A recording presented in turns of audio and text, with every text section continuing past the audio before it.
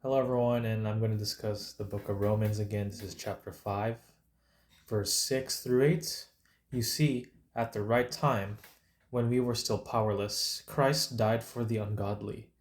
Very rarely will anyone die for a righteous person, though for a good person, someone might possibly dare to die. But God demonstrates his own love for us in this: while we were still sinners, Christ died for us. Then there's another one, verse 9 through 10, I believe.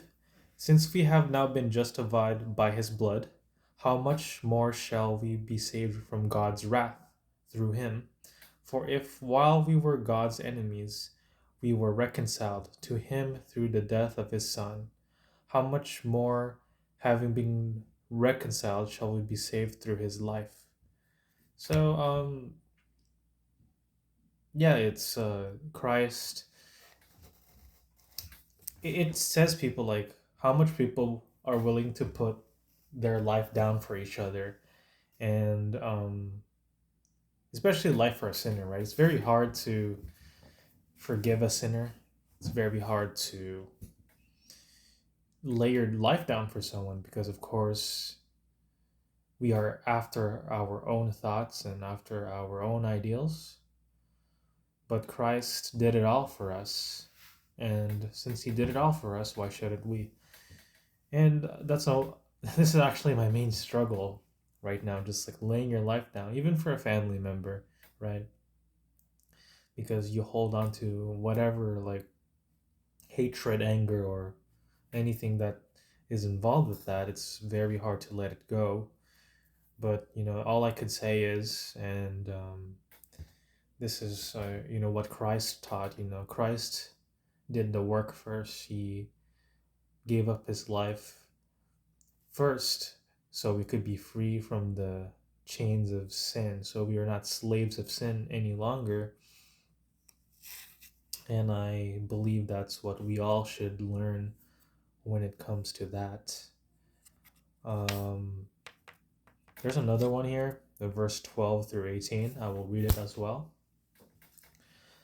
Therefore, just as sin entered the world through one man, which is Adam, and death through sin, and in this way death came to all people, because all sinned. To be sure, sin was in the world before the law was given, but sin is not charged against anyone's account where there is no law.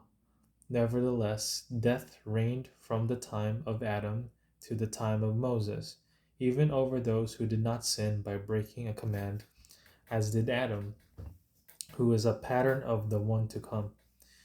But the gift is not like the trespass. For if the many died by the trespass of the one man, how much more did God's grace and the gift that came by the grace of the one man, Jesus Christ, overflow to the many? Nor can the gift of God be compared with the result of one man's sin. The judgment followed one sin and brought condemnation, but the gift followed many trespasses and brought justification. For if by the trespass of the one man death reigned through that one man, how much more will those who receive God's abundant provision of grace and of the gift of righteousness reign in life through the one man, Jesus Christ?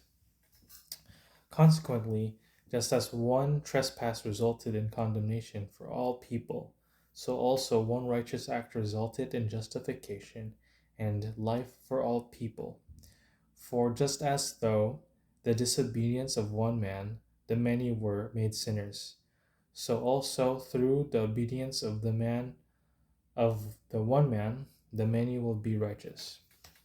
So I know there's like a lot of one man's thrown around here. So from what I read, the one man who sinned is Adam. Adam started the whole thing, the fall of humankind or the fall of mankind, and that's how sin entered the world. And for the obedience of one man, that's going to be Christ Jesus. Jesus fulfilled the law. He fulfilled the prophecy of being the ultimate sacrifice for humankind. And through that obedience, He set in stone the purification of sins, and that's really important. And I feel that that's just amazing. It's just, like Christ laid his own life down for us.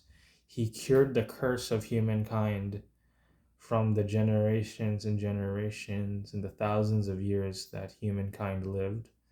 And he just ended it right there on the cross. He took in all of that pain and suffering on that cross because of the downfall of Adam from the garden.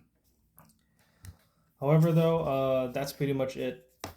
I just want to just discuss about Romans right now. It's a good book. Paul is really writing some good stuff here from his letters. So if you guys like it, and it's just, discussion. I'm not the smartest. I'm not a Bible scholar.